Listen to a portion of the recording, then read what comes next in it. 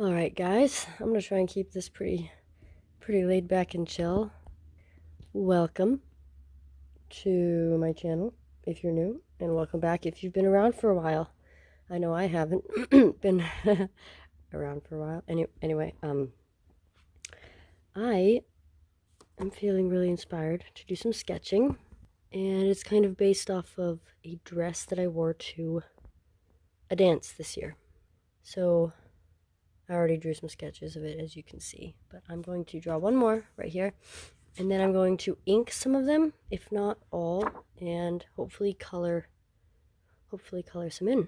A little bit of background about the dress is that it was a thrifted wedding dress, but I dyed it. I dyed it like a periwinkle. I meant to dye it blue. I even told my mom and my sister, I was like, I don't care what shade of blue it is, so long as it's blue. And it came out like a purpley blue. So not what I was expecting, but you know, it's fine. Turns out I like periwinkle so far. I actually just have one more page after this, so I'm gonna try and finish her up rather quickly. I have been on this book for about a couple of years or so, and I really should have finished it a long time ago. Also, lately I've been doing some crochet, and this is one project that I just finished. Right now I'm making her some pink overalls, and she needs a nose. But there you go, some amigurumi. This was a lot of fun. The pattern I found on YouTube for free, so yeah. If I sound horrendous, it's because I have a cold. So let's see. I really should set up my tripod, and I really should not be holding my phone in my hand while I do this, because it's probably just going to be terrible. Oh, also, check this out. It's a trading card I made. Probably my favorite yet. It's not really any of my characters, but I thought it was cute. I used some really nice watercolor paints that I'm a huge fan of. The M-Gram brand. Yeah. I like. Anyway, I'm going to digress so much probably in this video. I really just need to stay focused.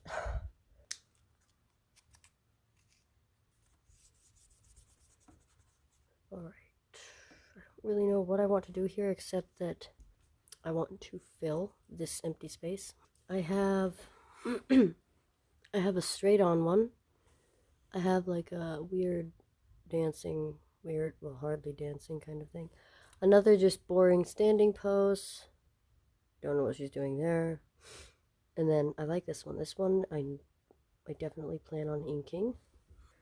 And for this one, it's mostly just a space filler.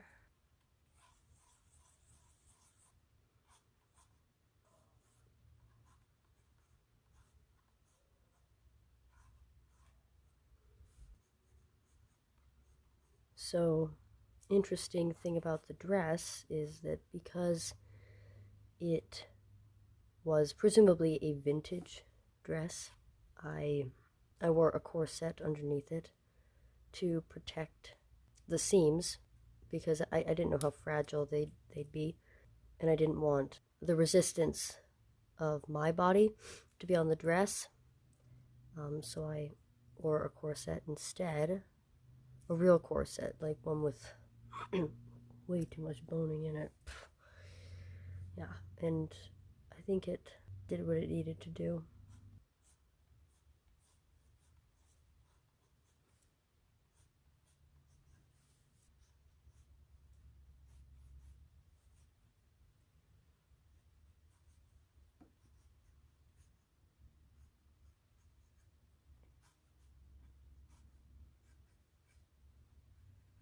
Yeah, I had to do a few alterations on this dress before I wore it, besides dyeing it. I know I sewed some beads to the bodice, because originally there had been some beads that were glued to it, and when I went to go dye the dress, the glue picked up the dye darker than anything else. It still looked fine though, even though there were weird dots of dark purple behind behind the beads. But then I sewed some accent beads along here, the collar, and then along the top of the bodice.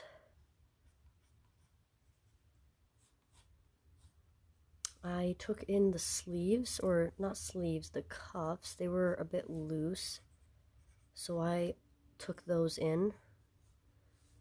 I put 2 loops on the side of the dress right here, so I was able to tie it in the back, string some ribbon in without having to wear a belt or there being any visible belt on the front.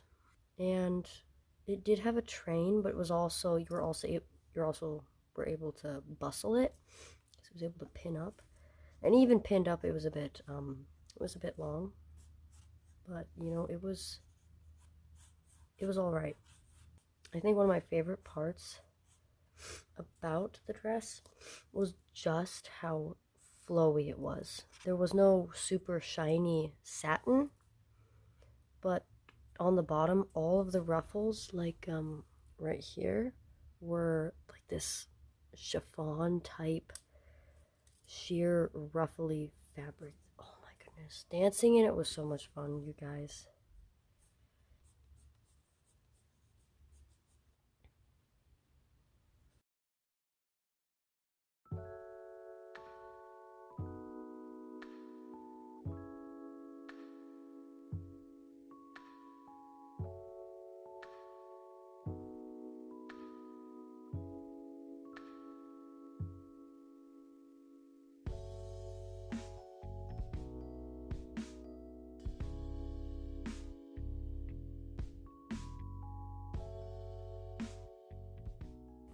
I'm gonna call that good for now, and I'm gonna go in and probably ink one of these because I really want to draw the eye to maybe my top 2 favorites. It's probably gonna be this one and this one. So I'll be back in a minute. By the way, if you want to see like, I mean, I can't really guarantee anything because I'm just really bad about like updating on social media. But like, I work at a fabric/craft shop, so we sell lots of yarn, okay, and we sell lots of fabric. And since I've recently gotten into like amigurumi, which is like crocheted stuffed animals and toys, I can show you updates on what I'm making. Yeah, this guy's fun. I'm making some pink overalls for her. This is what happens whenever I try to make a chill laid back video. I just am all over the place. So I'm gonna start with the smallest one. Yeah, I'll start with the face. I've recently been enjoying inking, but specifically like the really detailed inking that looks almost like it was stamped or whatever. Because I drew a picture of a dragon, and I used the stippling technique, which is just a bunch of dots for the shading. And I love the way it looks. It looks like it was stamped or something. Yeah, look at that.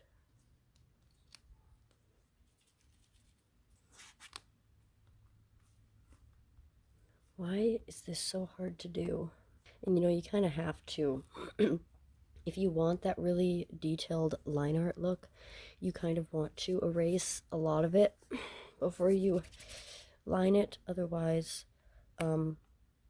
mentally, you're not going to want to add a lot of ink or lines because there will be pencil ones there in the way that you think look good there, or at least for me, if it looks good, I'm not touching it. Some vigorous, intense erasing here. Lighten everything up. You know, that actually looks kind of pretty all light. Doesn't stand out as much as the rest. She looks like a ghost, but looks pretty. I'm gonna absolutely smudge this one to death. So I need a paper.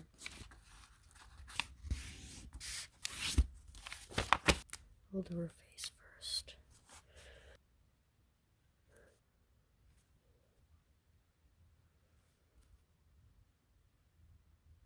Okay, so I'm noticing the face, or not the face, but like the lips aren't super well defined, or they weren't really with the pencil. So I'm gonna be guessing a little bit with how to line them.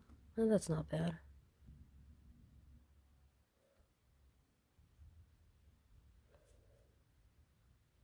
My biggest issue with line art in the past was that it never looked like the same person when I was finished lining it. Always just looked a little different to the face.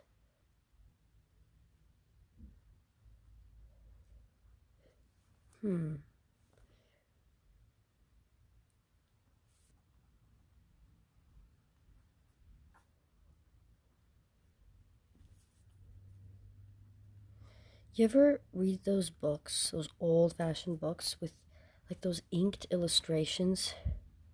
And there's never any like signs of pencil marks. Like it's like they took an ink, like a calligraphy pen or something like that, and they just like winged it, you know?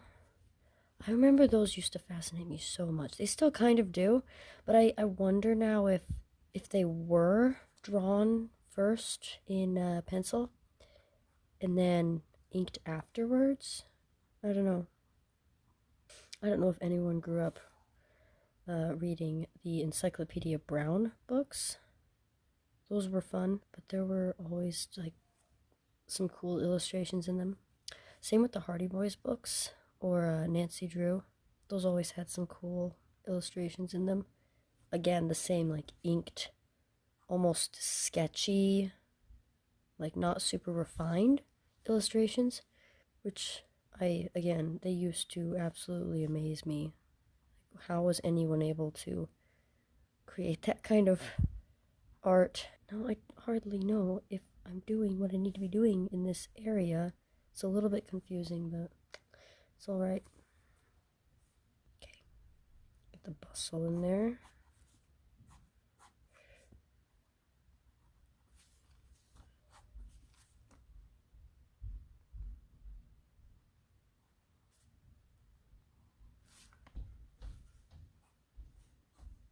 The sloppy, not necessarily sloppy, but like the unrefined looking line art always looks the best.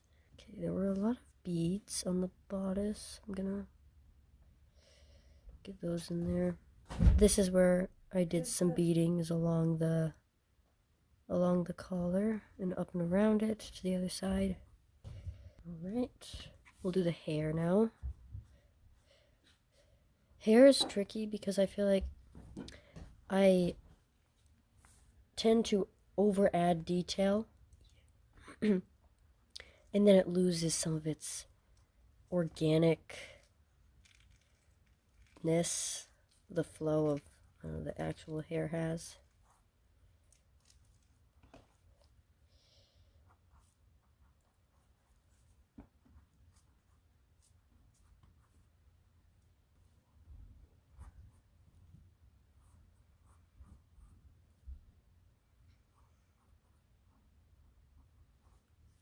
I like to start in the background and put the shading on areas that would be the like furthermost back or things in the farthest of the drawing, like this little bit of lace that the bustle is creating.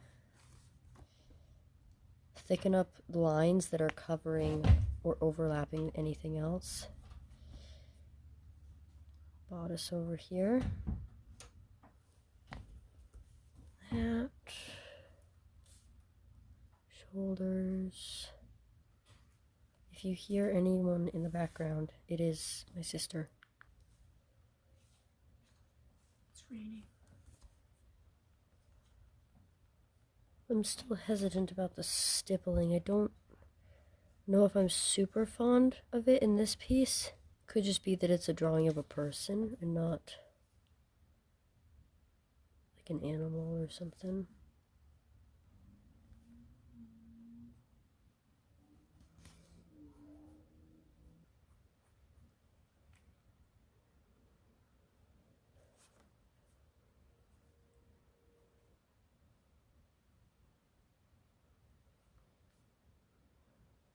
Right. We're looking all right here. Yeah, I don't know if I like the stippling on this one or not, but you know, it is what it is. We'll have a little bit of both, it looks like. All right, that Honestly, it looks fine for this piece. I really shouldn't be doing any more. Seems to be pretty ready for paint, probably, if that's what I'm going to be doing. Alright, I think that's going to be all for this one. And I think if I paint it, the style that I'm going to go for might be this watercolor style. Very basic. The line work really does a lot of the work. You couldn't, yeah, okay, anyway. That's probably what I'm going to do. Yeah, I think I'm going to line this one. I like it. And I don't want it to get smudged over time. Paint water. Makes it easier to travel with. Alright. Okay, so the dress is periwinkle.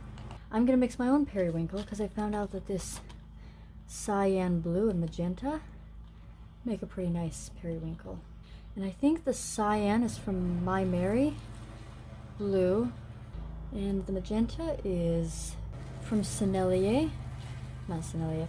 It's the brand Cinderella French watercolors in the tubed paints. It's kind of a bit dark, I feel like, but I've been really enjoying color mixing lately. And this last clip of me coloring it is like a month or two after the first videos I recorded. This is why I like to have toilet paper around when I do this, or I usually prefer paper towel. I think that's a color that will work. Yes. And the thing about the ELO sketchbook, the non-watercolor one, is that, well, it's not made for watercolor, but you can still use watercolor in it, just in light washes. So if you like wet on wet, it doesn't really work for that. But if you like to just lightly color things and get a smooth style, it works really great for that.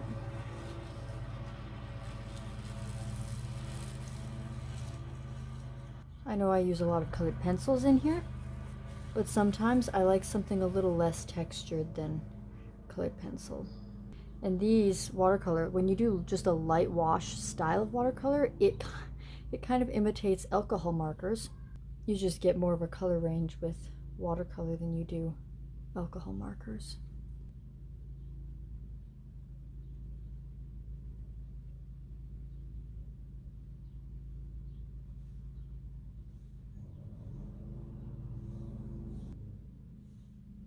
With alcohol markers, you kind of have to have at least like 3 maybe shades of the same hue in order to get nice blends and shadows and colors. It's not always the case though, but with watercolor you can just add more pigment to make it darker, or add more water to make it lighter, and then you can also get a lot more colors. You can shift the hues like ever so slightly if need be. I'm gonna add a little more blue because when I dyed this dress, the lace dyed a little more blue than the rest of the dress. Just like that. It's kind of dark, so I'll probably pull some off. But yeah, some parts of the dress were a little more blue. In fact, I feel like this is a little more accurate than this. But then it's one of those colors where when you look at it, you can't like say flat out whether it's purple or blue just because it's right in the middle. So I call it periwinkle. Periwinkle's technically blue, kind of also looks purple in areas. Alright, so if the lights may be coming from in front of her, I'm gonna go in and throw some color in the back here. We will dip my brush in water and then slightly blend this out a little bit. Sweet. See? That's nice. That is nice. I like. Excuse the accents. The random accents, because I, for some reason, have been having fun talking in different accents. And yes, they're very random. With watercolor, wherever you pick up your brush off the paper, it tends to leave more water or pigment. And so you kind of gotta choose where you want that extra pigment or water to be left so that you're not getting extra pigment or color in an area that you don't want it. Wow, this is really satisfying. I like. Beautiful. It was a pretty fun dance. I have discovered, and I kind of already knew this, but I forget sometimes because there aren't a lot of opportunities to dance. But as it turns out, I really like dancing. Specifically jigs, like the Virginia reel or the Posties jig. I just learned that one, and that one's a lot of fun. Oh boy, I'm kind of tired. I just got back from a face painting job. I face painted for about 3 hours, which was fun, but I'm tired and I'm trying to rewind. So I'm talking into the camera, recording myself painting. I mean, I thought, why not? This video is long overdue. Incredibly long overdue. So this is my watercolor travel set that I built. I bought individual colors in tubes and then put them in. But I like to keep my blues, greens, yellows on this side. And then I like to keep my pinks, reds, even blues, and some yellows on this side. So it's kind of like a color wheel, but obviously it's not a wheel. But certain colors I like to keep out, like not on this side, just because they will mix and create browns, which can be nice sometimes. But most of the time I try to get rich colors. And I hardly ever clean my palette too, because it's really nice paint. I can't quite bring myself to clean it. You can see I mixed skin tone here. And I'll probably mix her hair color in here too, because I could maybe utilize that green. Grab some water, grab the green, mix it into that, and already we're getting like a neutral. I might add yellow ochre. It's kind of, we're getting to a dirty blonde, kind of like a really light brown. I really like that. If you can hear my siblings in the background arguing, just know that they do love each other. They just don't always act like it.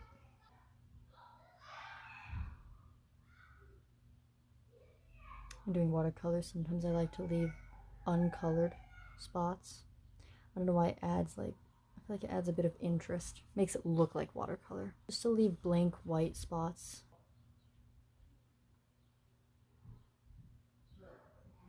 The lighting is really bad in here. I probably should have turned on the light. Now she should be looking like a ghost. She needs color. At the time of the dance, I was pretty pale because, again, winter. At my job, I kind of work not in the sunlight. I work in a fabric shop in the basement of a gift shop and pharmacy. So I don't see a lot of sunshine in the winter. But right now, I do have a pretty decent tan. I mean, look at that. I don't know. That's weird. Anyway, skin tone. Add some cadmium red. I think the cadmium red was the most expensive tube of paint I had to purchase. But the alizarin crimson is more expensive. But because I got it in a set from a local shop, I don't know why they were selling them for $10. But the set was worth more than that. I guess they just said, the venue they got them from allowed them to be able to sell them for that price. Because when I tried to go online and purchase the same set, because I lost it, I was not willing to pay the price. But I did search high and low in my place for it. After I realized how valuable they were. Alizarin crimson. Too much? Probably.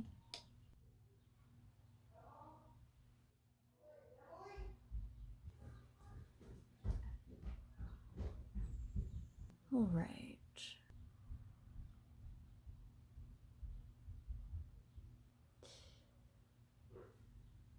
We'll see if we can do some blending before it dries. Yep. This makes me so happy. And blush, I'll drop it in right there. On the lips. And probably on the nose too, but I need to go a little lighter. There we go. Probably do a little more shading, but I do like what I'm seeing right now. What I've got. That's the wrong color. I'm supposed to have this color. Okay.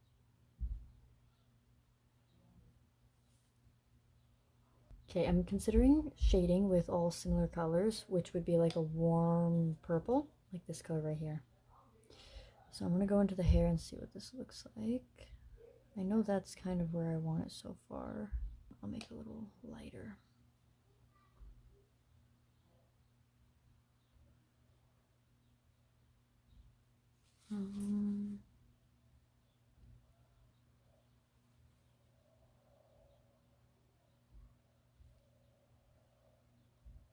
The neat thing about watercolor is you can slightly change the tint of something just by doing a light wash over the artwork in a certain color. And if you use a wash of a light yellow over top the artwork that you're going to paint, so you do a light wash first. It could be any color. I'm using yellow as an example. And then you go on top of that with all the colors you would normally use. That yellow is going to affect the color of every single color you lay down. But it will also add a certain vibe to it, to the artwork. Right here, I found that yellow tends to add like a retro, almost vintage, nostalgic, illustrative vibe to the pieces. And I've been really liking it. I do have a couple more using this method. I've only just started using it. I'm like, why didn't I know about this before? I mean, it's used kind of in digital art, and that's kind of where I learned about it. And then I realized, like, oh, you can kind of do the same with watercolor because it's transparent. Ooh, I like. Okay.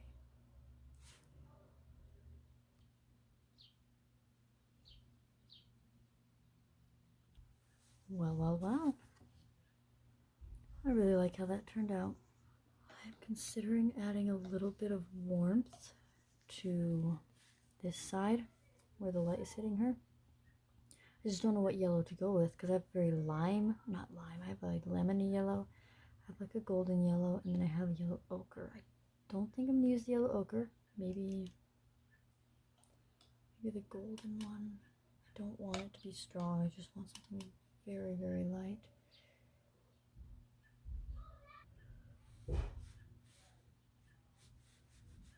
So very subtle. Well, I think we'll probably call that good. I'm looking forward to being done with this sketchbook. I cannot tell you how excited I am. This is really exciting. I'll have to do a tour.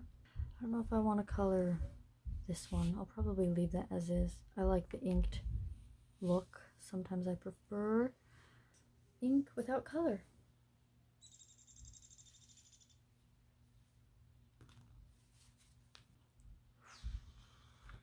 I really like how that turned out. People at the dance really loved the dress. We had like a grand march. It was called the Grand March, but people would walk out behind this curtain area onto a red carpet as your name was announced, and you'd walk down the red carpet and then take a bow, and they had a photographer. And after the Grand March was over, I had people come over and tell me they really liked the dress. So it was a very special occasion. The dress is very special. Put a lot of work into it, even though I didn't sew it. Okay, I altered it at least to fit me. I dyed it. I sewed more beads to the bodice. And I wore 3 petticoats under it. 2 I bought. The third one was because it wasn't floofy enough, and the dress was still too long on me, and I'm a short person, and this is a wedding dress, so obviously it was very long, and I had to wear 3 petticoats so that it wouldn't drag. And even then, it was just barely right. And I wore a corset underneath as well. So I tried to save money, and I think I did save money, but I still put some money into it. So yeah, this was really fun. That's that. I apologize for how long it's taken me to get a video out. But I don't know. It just feels like there's always something else to be done. But I do enjoy doing this. It's really just the editing of the video that is a pain sometimes, but I really enjoyed this. And I am so glad if you made it this far in the video. I really greatly appreciate it. Thank you all for watching, and I hope to see you all in the next one, whenever that video may come up, which hopefully is not very long in the future. So, alright. I gotta quit rambling. Bye.